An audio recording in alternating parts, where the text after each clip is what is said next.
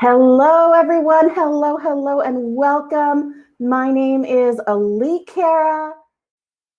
I have a very special guest here on Unleashed. Now, Yes. coming out from the curtains. All right, everyone. It is Emily Harrison. Welcome to Emily. So, welcome to Unleash Your Light. I'm super excited to have you here this morning. I'm so excited to hang out with you. It's been a while since we've been able to have a heart-to-heart and face-to-face and eye-to-eye connection. The first thing Lee said to me this morning was, "Do you know the name of my show?" I'm like, maybe I don't. You a blast. Come on, Yeah. I was not going to put you on blast. You are so humble to put yourself out there. Oh man, that's the way I roll. It pretty much my teaching style is let's get vulnerable, let's get naked, let's talk about what we're going through, let's work it out together, let's find this freedom. I love that we're talking about freedom today. And thank you for having me and letting me share this time with your audience, because I know you don't only hang out here at the Akashic Academy Network. You have a beautiful entourage and community who loves you, who you've brought into this space for us to be able to connect with. So thank you for having me. I appreciate that. My people over at Unleash Your Light and anyone who's over on my friend page, we are just like that, like with what you're doing, where we're paying attention to all of that emotional stuff. We splat it right out there. We make a mistake. How else do you learn, right? How else do you learn? You know, there's a story that has just always touched my heart about a tribe in Africa. And when one of the members of the tribe commits some kind of an egregious action or an error or something that causes shame, frustration, anger, instead of reprimanding, instead of punishing in this tribe, what they do is they bring that person to the center of the tribe and everyone gathers around and sings that person's soul song back to them. Mm-hmm.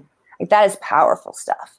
Yeah. And I feel like once we create the space to have a safe vessel where we can share what's truly like these, as we're stripping away, it becomes powerful. That's what we're doing in these communities. We're singing our soul song back to each other. That's right. Absolutely. Mm-hmm. Yeah, I've told that story here before. Oh, yeah, I like that story too. Ubuntu, Ubuntu, Ubuntu is that tradition of doing that. And I find that fabulous because when we misstep, we're following that negative narrative and that place of pain inside of us.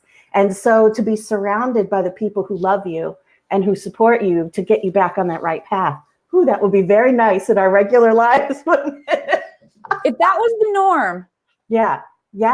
It would be amazing. Instead, what we get is cheerleaders who go, "That's right, screw them. He's a jerk. Go burn his car, throw his clothes out," whatever it is. Like, people want to rev you up. Yes. To justify your anger, and that kind of ties into this 4th of July theme of freedom and liberation, because we want to be liberated from that need for that revenge, that need for those patterns, that need for that support that is not support. That support that is actually like tying rocks around your arms and your legs, that's weighing you down instead of lifting you up. But before we jump into our discussion of liberation and freedom, it is the 4th of July. And here in the States, we celebrate Independence Day. So happy 4th, y'all. Anyone who is here, who is from the States. Right. And if you're not from the States, you can still celebrate freedom and liberation. Just because it's the holiday here in the States doesn't mean that you can't celebrate it also. Although if fireworks are illegal in your community, please don't light off fireworks and break the law. So that's like a no law breaking announcement. Everybody, no law breaking.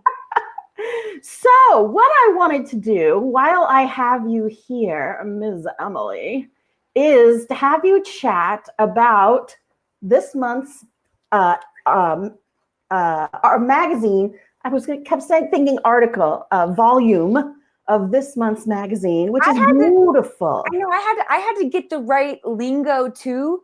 Yeah. There's a lot going on here at the Academy. We got a network, we got a magazine. So I have to switch back and forth. Are we in TV land? Are we talking episodes? Sometimes I say episodes. We got a new episode. I'm like, no, wait, hang on. Let's switch gears. Right. We're voguing out here with our, it truly is an incredible piece of art.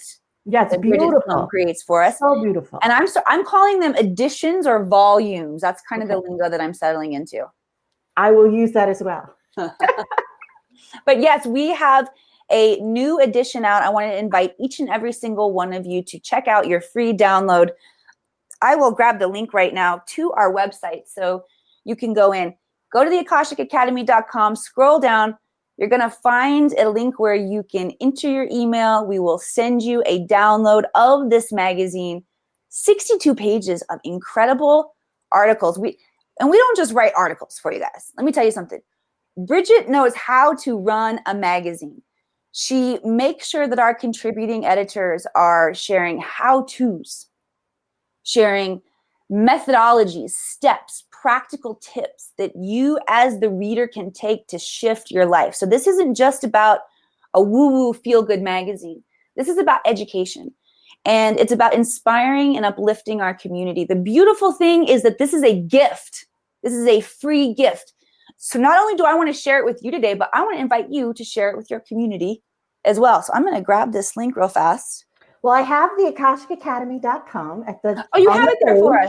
Okay, yes, wonderful. It's up on the screen right now, so they'll be able to find it. I put up on the screen every show, the akashicacademy.com. Don't forget the V, or else you go somewhere else. I have an article in there this month. But the topic of the magazine, while there's a big chunk of it that's on channeling, is also about freedom, about liberation. And when I think of freedom, yes, we're on the 4th of July. And yes, it's, about freedom from oppression and tyranny back in the 1700s. For me, freedom is representing the shedding of the conditioning, the shedding of those thought patterns and those feelings about myself and how I fit into the world, because those ideas, misguided though they were, is what has shaped my journey through my life. And as I've changed that perception and been dropping those chains of conditioning and the way that I felt I was and how I fit in, as I'm shifting those, I'm finding that the journey in front of me literally changes, almost like stepping into a new timeline, because my reality and my belief system is different each time that I drop a chain, each time that I, let go of a piece of conditioning and find a little freedom. Are you finding that as well? Yeah, it's beautiful. I love how you said it. As soon as we drop an attachment, as soon as we drop an old program, you instantly shift, your perspective instantly shift, which makes the world around you instantly look different. This is instant manifestation. This is that timeline jumping. This is how you step into a dimension of a different reality of this hologram that we're experiencing. You can tune into so many different matrix arrangements. Right. If we want to, I don't get too woo-woo. I usually don't go real woo-woo on here. I usually stick with the feelings. But in this particular thing, I've had this conversation several times, and not everyone agrees with me. But if you think about time, how every single eventuality that could possibly happen already exists as a reality. If you are into the multiverse, and like literally taking a step to the right creates another huge branch of possibilities. Okay.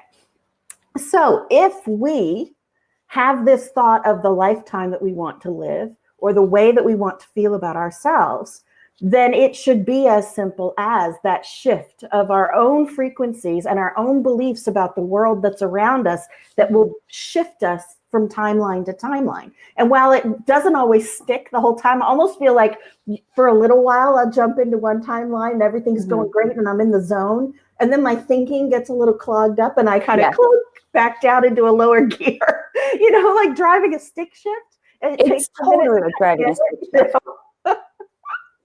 I like to think of it as a Rubik's Cube too. It's like there are lots of pieces that need little twisting and adjusting.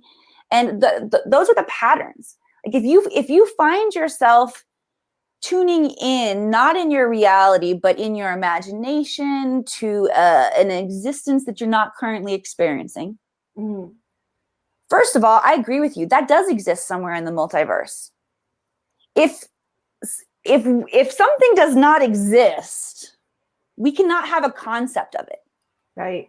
So the fact that you have a concept, it's illuminated in your imagination, in your mind in some way, means that exists somewhere. Everything is connected. You would not have that thought or that illumination if that possibility were not a possibility, if that didn't exist for you. Right. And time isn't linear.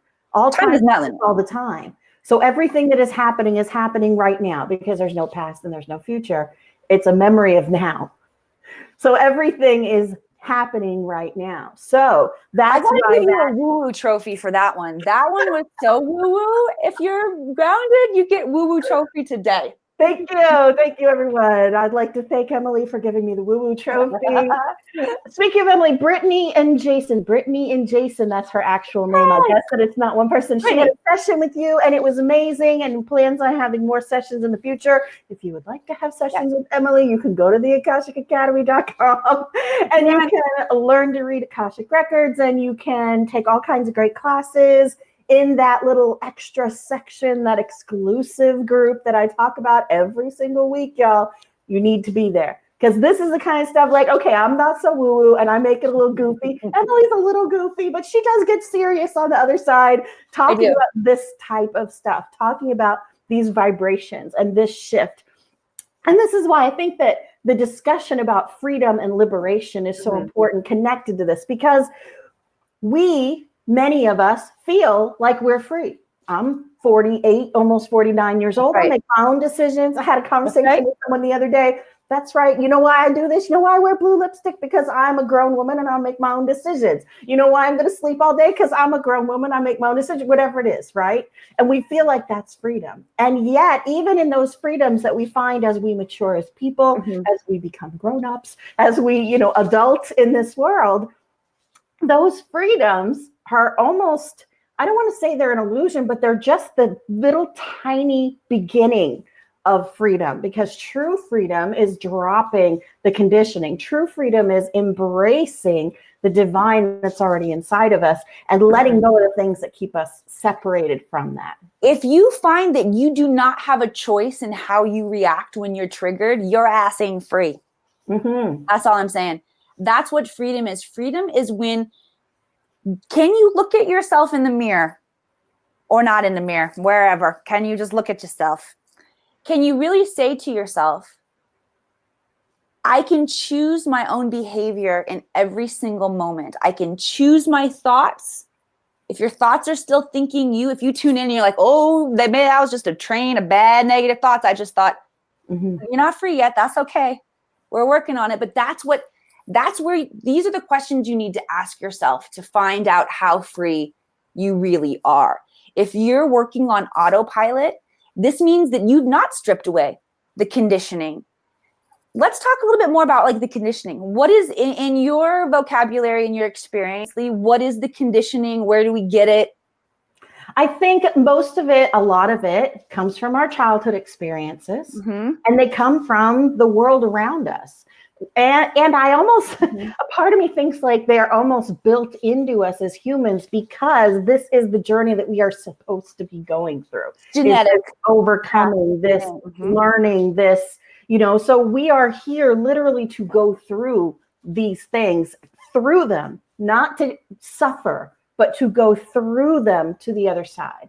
See, experiencing something is different than going through it. When you're going through it, you're learning, you're moving forward, you're paying attention, and you're going to get to the other side. I heard that. Instead of being in a loop, instead of sitting in it, instead of suffering.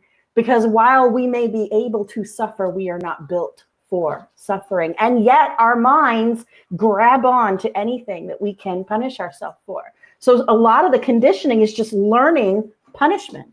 Because when we're little kids and we do something wrong, we get punished. We might get smacked. We might get our hands slapped. We might get yelled at. And even when there's no adults around to do that, we continue to punish ourselves throughout our lifetime. And that's one of the biggest chains that you can drop is to stop with the self-judgment and stop with the self-punishment. And this, because we'll sabotage what we're doing as a form of punishment because we feel that even when nobody saw what we did wrong, we were there. I know that I stole that piece of candy when I was 5. So now I'm never going to have money. And every time I get money, I'm going to sabotage it. And I'm going to make sure that all of my money drains right out the hole where that little piece of candy was stuck in my experience of having money and not having money. You know? Candy when you were 5? I did not. No, that's I did. Oh, you did? I totally did. Yes. Well, there you go. See, now I need to go back and clear that. Right I there. told funny stories about it, but I haven't gone back and never really cleared it. Maybe. Okay, note to self. Hang on. It's those silly little things that create such a huge impression on us. And parents, especially, I mean, I'm in my 40s. You're younger than me. Parents. In my 40s too, though. I own that. A little younger 40s, but still in your 40s. There you go. We look like we're in our 20s. I know. You're all in... Oh, I can't believe they're 40 something, right? But our parents don't know how to correct that because their goal is for us to behave and not bother them in their adult life. Now, we in this age are a little bit more, we pay more attention to our kids. We are more interested in their emotional, you know, their mindset and what's important to them. But even as an awakened person, it is difficult to know how other people are interpreting what we're doing. And so even the most loving parent can contribute to a punishment scenario in a person's head, can contribute to making these shackles because each person interprets things in a different way. I have a friend who her mother is incredibly wonderful, smothering all the time. She's always smothering her, like, I don't mean like with a pillow, but I mean like, oh, you need me to do this? And here, let me come and clean your house. No, it just needs a little bit of this. And she's like, Mom, oh my God, just stop. Like for her, it's created this sense of entitlement and it's created this anger whenever someone tries to do something for her. And the mother just thinks, I'm doing this, I'm loving her. And I don't understand why she gets so mad. We don't know how what we're doing as parents fits into what they're doing as kids. And yet we are creating these shackles, but the children are creating the shackles without even realizing it. Like with your, stealing, I almost think sometimes it's something that's not even said to a child, something that a child overhears, like something's not right about that girl. And her entire life or his entire life will now go down that path of always feeling like everyone is looking at me and they all know there's something wrong with me. And what is it that's wrong with me? Because kids will take things literally. These simple things create these chains. They create a lot of our conditioning. And then society piles onto that with how you should look and how much money you should have and what job you should have and how you should be looking at things. Like everything in our society creates more and more chains and shackles and bars and, right down to actual bars. So, I mean, it's a very interesting that we are a free will planet with as much freedom. We could have as much freedom as we want. And yet, as a collective, we still choose to be in chains, right? Well, once we begin to see, do you guys hear that echo or is that just on my side? I don't hear an echo. Okay, you don't hear it. Good. Once we begin to recognize where that conditioning is and where we've taken on, like you said, you could hear, so over here, in the back of your ears, I don't know if that's really a thing, like the back of your mind, somebody saying something like that. Yeah. And you do carry that. And it gets so stuffed down. It gets stuffed into your physical organs, guys. It gets stuffed in the lungs, the heart, the kidneys, the spleen, the gallbladder, the liver. Yeah. Variety of different places. And what begins to happen is because it's stuffed in there, you kind of think that you took care of it. It's hidden down in there. But on an energetic level, the cell is replicating that energetic memory and you are continuing to play it out in subconscious patterning. How the hell are you going to find out what these things are? This is where you have to have a practice that will allow you to calm your mind, calm your emotions. If you have a cluttered mind or cluttered emotions, it's going to clutter your intuition. But the answers are inside of you. I go to a space called the Akashic Records where every detail, past, present, and future is stored. You can talk to yourself. You can talk to yourselves. You can go into the records. You can talk to source. Just ask. Yeah. That's the amazing thing, is that it's so simple to literally get some answers. And yet people will spin and spin. I don't know how to do this. And I don't understand why it's not working. And I don't understand why I'm still getting mad. Or I don't understand. Literally ask and listen. Yes. Ask and then listen. And it takes practice. I talked about this last week's show was about the power of silence. And what I talked about on that show is that you really do need that silence. And I don't just mean noise. I mean silence in your mind to hear that voice of divine, because it's like one instrument in a cacophony of an orchestra that's warming up. Mm-hmm. And so you have to find that one voice that is in there. But as soon as you hear it, now you can't hear anything else. You know, now that's all you hear. Now that voice pops out at you so clearly. And that's the answers are like literally right there. Now we may not like to hear the answers. And for a lot of people, that's where one of those chains is.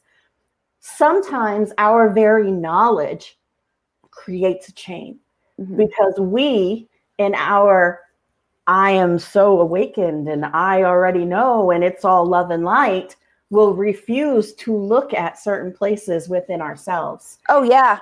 Yeah. And try to spiritually bypass with every ritual and every new magic and every new, you know, it's wonderful to learn all that stuff. But if you're learning all that stuff to run away from yourself, then you are literally in that space of spiritual bypass, which actually adds yet another chain to you. It can be, this is where it can be really valuable to reach out to somebody like Lee, somebody like me, somebody in the academy, because going through this and trying to dissect all of it by yourself can be a very, very big job. But we're here to hold powerful space and guide you through the process. So once we begin to find those areas where it's been hidden so deeply that we've been holding these old subconscious patterns, I found one recently for myself that was so deep. Like you said, I think that it was so deeply hidden. I was trying to spiritually bypass year number 26 of my life. Mm-hmm. It has taken me many, many years of doing this practice. I'm 42 now, so do the math. I don't do a lot of math. I get my calculator out here. But I realized that there was so much pain and shame and humiliation, and I'll share a little bit about what I realized that I had held that year. But it's taken me this long to get to the point in my own spiritual growth and journey where I can truly love myself and have enough compassion to say, let's let it come out, Emily, let it come out. Yeah. And that's what your journey will look like as you start to peel back the layers. So it doesn't stop. Doesn't matter what company you're the head of, what empire you are running, what magazine you are throwing out there. It doesn't stop. Maybe we'll get to the point one day where we get the majority of it cleared out. This point, I'm like, what the hell else be in there? Yeah. I don't know. I call it like emotional hoarding. I liken it often to people who you go through something, you put it in a box, you hide it in the back of the closet. Eventually, your whole house is newspapers stacked this high and boxes full of your emotional crap that you haven't dealt with. And you're living in one tiny room in the front of your mind, one tiny little room, and going, I don't understand why I can't have real relationships. And I don't understand why I'm not overcoming this stuff, because your whole house is filled with these little boxes. And sometimes it's purposeful. Sometimes it's completely without realizing it, like yours was, and it just pops itself back up. But that's one of the reasons why another key to freedom is to know thyself. You have to know your own emotions. You have to understand how your own mind works. And there are people who cannot sit in their own thoughts. And that was why that silence show was so powerful, because it's about literally sitting in your own thoughts without becoming victim to them. Yeah. Well, can I share a little bit about that? I'll just get really vulnerable with you guys and invite you to recognize this is a space we're creating for this level of super vulnerability. But many of you guys know that I spent 20 years in Hollywood before I did this. I was that story of the young girl from the Midwest. Literally, I grew up in a town of 3,000 people. Mm-hmm. I went to Mizzou for 2 years, could not stand it there. Quit school, hightailed it to Hollywood to pursue acting, which I had really never done school plays or anything before. So I had shocked a lot of people. I mean, I always kind of was this personality that you see here, right? But never really a thespian, so to speak. And so now here I am in Hollywood. I spent 20 years in Hollywood. And when I was 26 years old, this was when I got probably one of the bigger breaks in my career. Now, I had very high esteem for myself moving to Hollywood. I dove in. I got great agents. I dove into the best acting classes. I was in there, right? Mm-hmm. My agents would call me and send me out for soap operas, and I'd be like, this is not why I came to Hollywood. I wouldn't even go on them at first. I was so diva. Mm-hmm. And then I did go on a couple, and there was one soap opera in particular that really liked me. They'd call me back all the time. They had offered me several different roles, and I turned them down. I was like, no, I'd rather wait tables than do soap operas. So that's the soap opera history. I fall in love with this young, handsome actor, ex-athlete. We're together for a really long time. He's coming to the table with a lot of his emotional hurt. And he wasn't in a space where he was ready to get married. Now, here's societal conditioning. If this man doesn't ask me to marry him and I've been with him for this long, he must not really love me. Right. All this shit's going off in my mind, right? So I decide I've been on birth control. I told you this is going to get vulnerable. Mm-hmm. I've been on birth control for a long time. I decide I need my body to work how it works naturally. Bullshit. I was pregnant in 10 minutes with it. So I had arranged things. I don't take no for an answer. That's actually why I stole the Twizzlers when I was 5. Mm-hmm. I know it's so clear. So I arranged this so that I would have this level of connection with this man that I loved that I felt like I wasn't getting. Yeah. So when I was 26, I had our first child, Jack. We were not married. Mm-hmm. The soap opera comes calling and says, hey, we have a really high profile position. See there, I got to switch back to the lingo. Role. We know that you had the baby. We know that you're probably not wanting to keep waiting tables. Would you consider this role now? And I did. I took the role, sold out in my heart and gut. I grew up very small town Midwest, immersed in the Southern Baptist Church. It was not the right thing to do to have a baby out of wedlock. Mm-hmm. So I had that shame that was building within me, right? I had the shit from Mike that I felt like I had to show up like this to make sure that I could attach myself to him. I wish I would have known about non-attachments then, but I'm learning. Right? So I take this job. It's these undercurrents are building, but yet I'm rolling with it. I'm like, all right, I'll be a soap star now. For Christmas, this happened right around Christmas time. I get everybody back in my hometown Soap Opera Digest magazine so they can follow along with the new Bridget Forrester. It wasn't 3 months before they are trashing me in this magazine. Mm-hmm. I did not go over well. I went over like a turd in a punch bowl, I have to say. Mm-hmm. I remember the first day on set, Lee. Now, I had spent quite a bit of time in Hollywood. I had done a lot. I'd worked with a lot of big actors.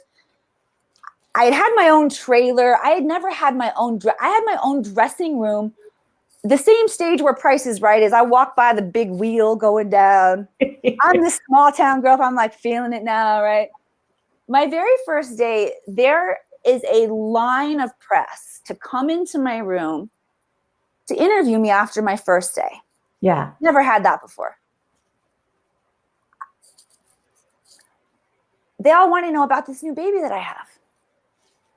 So now all of a sudden I have to spin this story about how amazing this new baby with my boyfriend, who's not really my husband. That was not authentically me, but I had to keep playing the role. Right. Right? I had truly always seen myself in this relationship being the breadwinner, and I thought that I was okay with that. Mm-hmm. But here I am, not married, have this new baby, trying to fit in with this new soap opera. Mike quit his job. because I was making plenty of money to support us. That was not okay with me in my heart and gut. And I'm like, shit, what is going on? Stuff. Right. And it's not a few months before I get fired. Now, here's how I got fired, by the way. They slowly start pulling my storyline back and back and back. So everybody's like, why aren't you on the show anymore? We're watching you every day. Why aren't you? So I'm making up, they're going to bring me back. They're going to bring me back. I'm having lunch one day with one of my very, very dear friends. And he was asking me about like what's going on the show. And I'm telling him, he's like, don't worry, Em, they're going to bring you back. You're so good, this and that. And really like encouraging me. And there was a ring at the doorbell. And so I go and answer the door, and it's this huge bouquet of flowers. Beautiful bouquet of flowers. And this card, and I open it up and I read it. And it's from the producers of Bold and the Beautiful. And it basically says, you're fired. We're recasting the role. And my friend says, oh, who are the flowers from? And I said, oh, they're from the producers of Bold and the Beautiful. And he says, well, what does it say? And I said, oh, it says exactly what you said. They're going to bring me back later. And I set the card down. Oh, it still comes up. And as soon as he walked, and not because I missed Bold and the Beautiful, but because I didn't want to do that from the beginning, as I told you. But as soon as he walked out the door, I just collapsed to the floor. Yeah. And I had never dealt with any of that. And it like, honestly, there was so much shame and humiliation and not speaking my truth and having to cover who I was. Yeah. That seriously, until the last blue moon, when we did the shamanic journeying here at the Academy, the goal of that journey was to find the direct path to your highest, most authentic self, which requires peeling away your shit. And it's taken me this long to build the muscle, the skill, the self-love to be able to look at that, to let that come out, to be able to just be with that. I haven't been able to be with that story. Right. Yeah. Your shit has come up. And I'm shedding it and I'm getting free from it. Yeah. But it's deep work. And it requires a high level of consciousness to be able to not judge yourself and to keep your vessel clear enough that you can see and allow this stuff to come up without reattaching to it. Right. But the peeling back of this and the shedding of the layers that's required to find true freedom is some of the toughest work that you'll ever do. Yeah, absolutely. And for me, the very best advice I can give anyone is that through that process, as you peel back and you see something about yourself, like Emily has just described, where she was ashamed of her choices, where it worked out in a particular way that kind of brought it right to her face. This is not you. This is not what you were supposed to do, da, da, da, da, da. And she pushed that down and kept it moving, which most people would say, hey, that's the thing to do. Now we're going back to it and we're peeling this up. And the best advice that I could give anyone is to love yourself through that, support yourself through that, be your own best friend. When you're peeling that back, if you have to pretend that you are a separate person from the person who went through that so that you can give the person who went through that a hug and that comfort, just like they're sitting on your couch and your best friend is telling you that story, that is what's going to help you to take that experience and to heal it, because you are not getting the condemnation of judgment. Rather, you are getting the liberation of being loved through it. Yes. You made a mistake. You made a choice. It took you down a particular road. Maybe it wasn't right for you, but you know what? I'm still with you. I still love you. I still support you. You know, everybody makes mistakes. Everybody makes wrong turns. It's okay. Sometimes the wrong turn is the right turn. You know, like you have to be there for yourself, because that is what starts to break those shackles, is that self-validation, that self-connection, that self-love.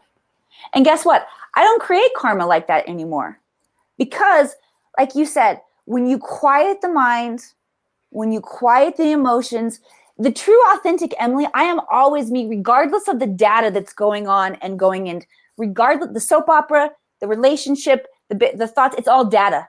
It's all data coming in and being processed through my holographic machine here, my projector. The authentic Emily is still the same. Yeah. And being able to peel back those layers to get to that space, that's big shit. It's a big journey that you go on. But here's what I've learned.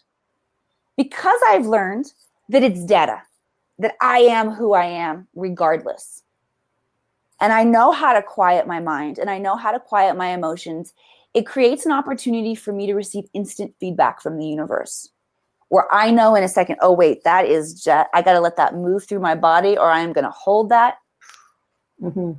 When we truly shift up into the 5D, where love and acceptance of yourself is your baseline resonance, you'll no longer create the karmic waves and you won't have all this shit to go back and peel away anymore. Right.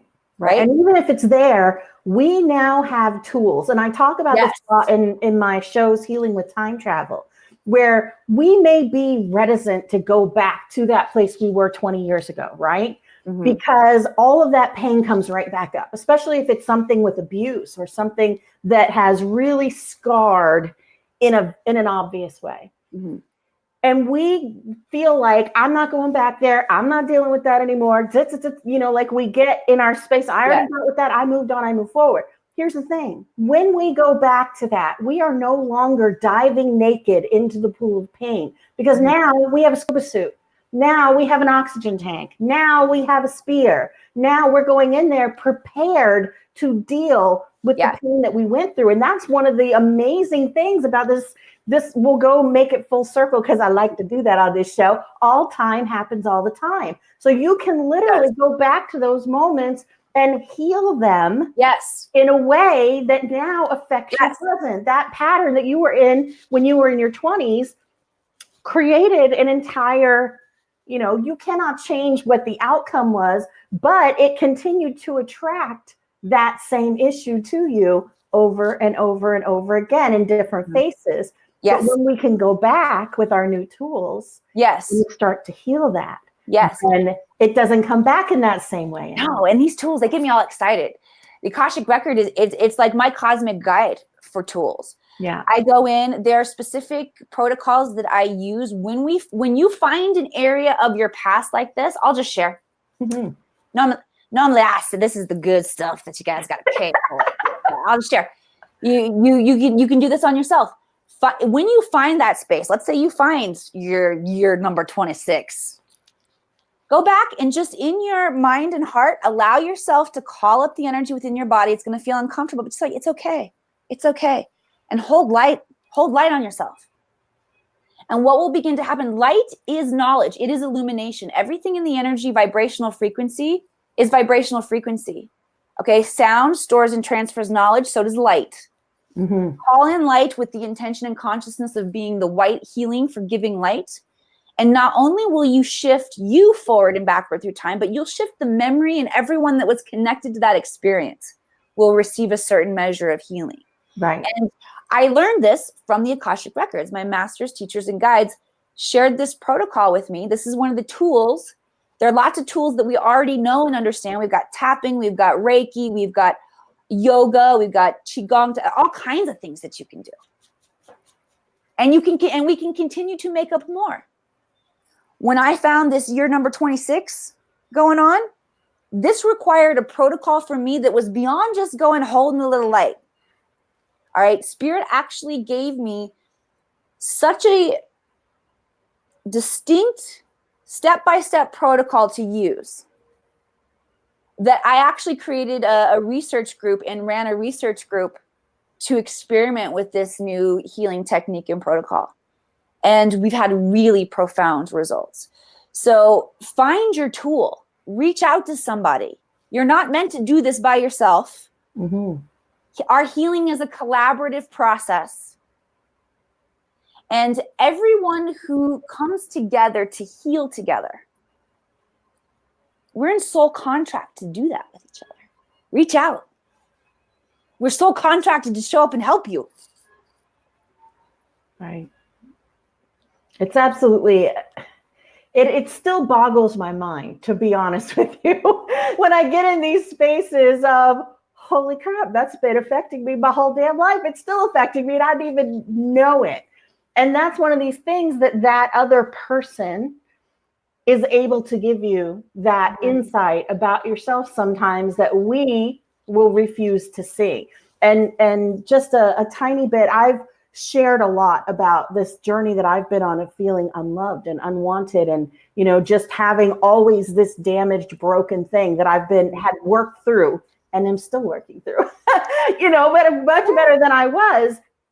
But I was working with he was actually a chiropractor who does a little bit of energy healing and stuff, and he put a new word on it. And it's a word that I had never put on those feelings, because the words that I was using were always things that I affected. I feel unloved. I felt unwanted. I felt broken. It didn't include anyone else. But the word that he put on it was abandonment. And by putting that new word on it, it literally I went, holy crap. Like I would never even put that on someone else, not as a blame, but I wouldn't even put that in my radar, that word where someone else had that effect on me. And yet, as soon as I did, I recognized, holy crap, I'm living in fear of abandonment right now. And I didn't even realize it. Like I'm literally living in that space of fear without even knowing that it is affecting me and that it's connected to this birth thing that happened when I was born. So like, it is so amazing to have that extra person, to have that extra. Isn't there something also in the Bible about when you pray in twos, I will come to you? Two or more gathered in his name, baby. There you go. So that's I told you I grew up in church. There you go. See, I did not. So, it's very obvious. But so since we were talking about the Akashic Academy and the exclusive group, why don't you go ahead and share with the people who are watching, since we are well past our time. But I am the director. So, there's no one on after me until later. So yes, tell our viewers about the Akashic Academy, what they're getting inside the exclusive group, because y'all, that is the place to be if you want to be able to do all of this stuff. Inside of our exclusive group, we focus on the rise of light workers, giving you the training that is required to continue this growth. Not only do we heal, but we expand, we grab onto new gifts and skills. We do that by heading out with our body, mind, and spirit getting strong. All right. So we also do new and full moon ceremonies every month. So you get to engage in sacred ritual and tune into the cosmos to begin to chart and harness and focus your growth. When we begin to pay attention to the celestial bodies that are energetically participating, creating spaces for us to let go of in certain areas, and to expand in certain areas, when we come together collectively and set that intention in space, it's powerful. I believe that's one of the reasons that our members are thriving so much, is because this growth is charted within our natural cycles. $44.44 a month. However, you may try it out for your first month at $4.44 with no obligation to continue. This link right here, when you click on it, guys, you're going to get a cool little activation experience from me. It's less than 2 minutes. It releases ancient wisdom from your bones. It is magical. Then you are going to receive a video tour of the Akashic Academy. And when you receive that video tour, it's going to explain how you tune in, where all the information is. Linda, all of these people who have this amazing community now. And I think that is the thing that's so exciting to me about this space, is because it's that opportunity to really connect. And I think that as much as we poo-poo technology, I also love it for this very reason, because we're able to connect. The chances of you finding, how many do we have? 13,000 followers right now. The chances of finding 13,000 people in your hometown that are like-minded are slim to none, unless you live in a population of over something, 1 million something. But here, literally any person on one of these lives is a like-minded person, just like you. Yes. Just like you. And someone that's going to understand when you say something to them, like you were just saying, the cosmic frequencies today are really messing me up. If you say that to someone at the grocery store, they're going to go, okay, let me call my manager here. She's talking about the cosmos. I mean, but here people get it. Like they get it. Yes. And We get that's you. what I love about this is that you can be as woo and as weird as you want to. I could talk about my spit and light language experiences here if I wanted to. I don't, but I could if I wanted to, and everyone would go, yay! They would cheer you on. So it's beautiful to have a community that cheers you on no matter how woo-woo you get, It is. It is. Thank you all. And thank you for being a part of this community and building it here together. It's exciting. I wake up somewhere between 4 and 5 almost every morning, excited to go into I literally have to make myself do something besides go to work first thing in the morning because I know you're not supposed to do that. Yeah. Yeah. That's beautiful. Well, I guess that we should go ahead and wrap it up. We did an hour today. That's okay. I don't mind. I would sit here and run my mouth for a long, long time. If it was up to me, I'd be on 4 hours a day and just yap, yap, yap, yap, yap. It does not take much for me to start talking. I love the conversation. I could sit and talk and just riff with you. I feel like we're just sitting here jamming, riffing, and playing. And Facebook was down yesterday. There was all kinds of crazy things happening. I don't know if Facebook was totally down, but the lives weren't happening. It was a struggle to get on, and everybody missed their chance to hang out at the Academy, so we had to give them a little extra today. There you go. All right, that's good. All right, you guys can always find me right here on Thursdays at 10 a.m. And the eclipse season, which started earlier this week, is going to continue throughout the summer. And the energies that we're going to be experiencing are tuning into your authentic self, and that divine feminine is rising. She's not rising with anger. She is rising with compassion. Mm-hmm. Okay. Passion, when it, wait, I forgot that my Sifu told me this, and the language is so beautiful. I want to get it exactly right. Passion, when it's cultivated, becomes compassion. When it's raw energy, everything has its raw and its cultivated state. Passion is a raw energy. Okay. Compassion is a cultivated energy. Mm-hmm. Your divine feminine is rising, cultivated, aligned, ready to show up and do her work, his work. Very exciting. Yeah. Very woo-woo and exciting. Very woo-woo. So like I said, you can always find me here on Thursdays. I also have a page called Unleash Your Light. I have a group called Unleash Your Light. I have a website, unleashyourlight.org. I do YouTube videos. You can always find me all over the place. I am not hard to find. I also have lots of room for friends. So you are certainly welcome to come on over to my page, be my personal friend. I post lots of goofy stuff. Recently, I was posting pictures from my little getaway up in the mountains, my little pictures of the ferry, all kinds of good stuff going on. I know that was crazy. That was awesome. I was like, oh, I noticed it at like 2 a.m. I'm like, there's no one awake that I can call. I have to call someone. Like, I didn't know what to do with myself. Okay, you guys, thank you so much for hanging out with me. I appreciate it. I love you guys. I cannot wait to be back here next Thursday when I am here, July 11th. That is my birthday, you guys. So it used to be that I ignored my birthday every year, but 3 years ago, I decided I'm going to start celebrating my birthday with me. And I don't care if anyone else celebrates it. So I'm going to celebrate my birthday on the air with you guys. I'll sing to myself and feed myself a gluten-free cake right in front of you. So that's awesome. All right, beautiful. Enjoy the rest of your day, you guys. Thank you so much, Emily, for coming on. You are welcome anytime. You are the only guest that I have ever had on the show, and you will continue to be the only guest that I ever had on the show. That's so good. Okay, I love you guys so much. Love you guys. Enjoy the rest of your day. Bye.